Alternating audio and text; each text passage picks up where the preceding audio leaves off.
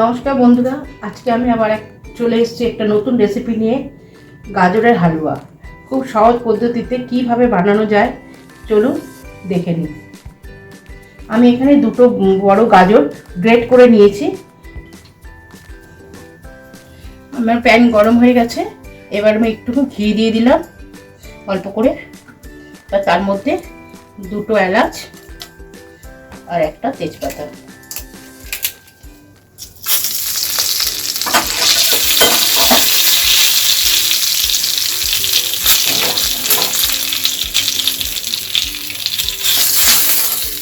এবার আমি গ্রেট করা গাজরগুলো দিয়ে দেবো।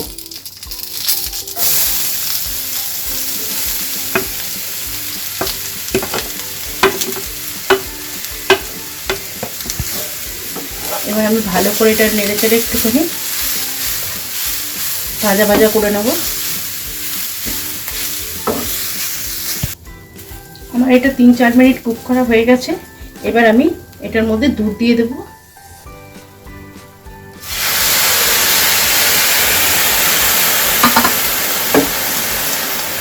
দুধ দিয়ে এবার আমি ফ্লেমটাকে একটু লো টু মিডিয়াম রেখে এটাকে আমি একটু কুক হতে দেবো আবার 2-3 মিনিট। আমি এখানে দুটো বড় বড় গাজরের জন্য আমি 1 কাপ দুধ নিয়েছি।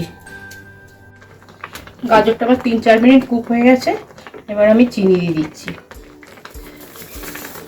চিনি দিয়ে এটাকে আমি আবার একটু ঢেকে রাখবো। আর তার সাথে দিচ্ছি আমি 1 চিমটে নুন। এটা তো মা ঠাকুমার বলে যে পায়েসটার একটুখানি নুন দিলে তার স্বাদটা বেশি হয়, সেই জন্য আমি 1 চিমটে নুন দিলাম।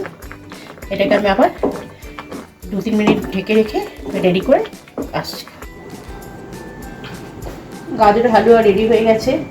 যদি রেসিপিটা ভালো লাগে তাহলে একটা লাইক, শেয়ার, কমেন্ট করবেন আর ফেসবুক পেজটাকে ফলো করে দেবেন।